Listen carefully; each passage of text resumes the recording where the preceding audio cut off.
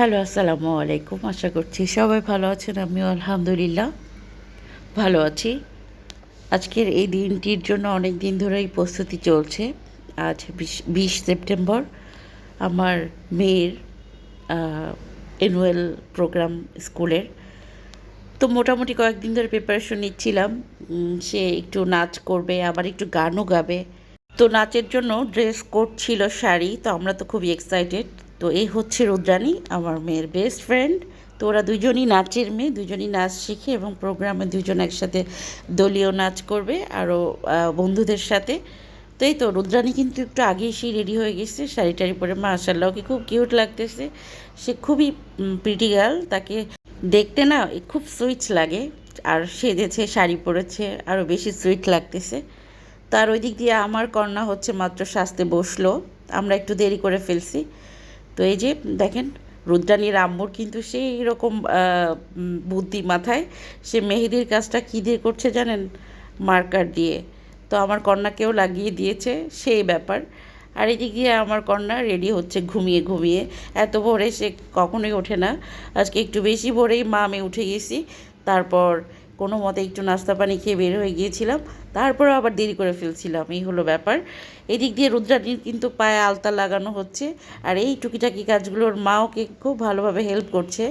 আমার মেয়েকেও ভাবি হচ্ছে খুব সুন্দরভাবে এগুলো দিয়ে দিছিল। আর আমি বসে বসে ঝিমাচ্ছিলাম, কারণ আমি না প্রচুর পরিমাণে অসুস্থ, এটা সবাই কম বেশি জানেন। তো আমার যেহেতু মেডিসিন চলতেছে, আমি ভীষণ বিধ্বস্ত অবস্থায় আছি। ঘুম হয় নাই রাতে, একটা বিধ্বস্ত চেহারা নিয়ে বসেছিলাম।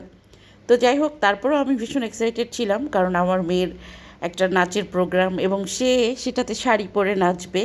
আমার মেয়েকে আমি শাড়ি পরে দেখব, সেজন্য আমি খুবই এক্সাইটেড ছিলাম।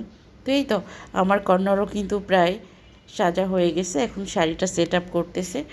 তো শাড়িটা যদি লাল হতো আমার খুব ভালো লাগতো। ইয়েলো কালারটা আমার খুব একটা বেশি পছন্দ না। তো যেহেতু হলুদ গাঁদার ফুলে নাচবে, সেজন্য শাড়িটাও হলুদ দিয়েছে। এটা ওনারাই দিয়েছে। তো এই তো, তারপরে শাড়িটা আমার খুব বেশি ভালো লাগেনি। তো মোটামুটি যাই হোক, খুব তাড়াহুড়া করছিলাম, সময় হয়ে গেছিলো। তারপর আমরা মানে আমাদের সাজাগোজা হচ্ছিল না, আমরা মোটামুটি একটু সেজে গুজে আজকে বের হলাম। তো অনেকটা সময় আমরা দেরি করেই গেলাম, তারপরও মোটামুটি যেতে পারছি এবং ভালোভাবেই প্রোগ্রাম শেষ করতে পারছি।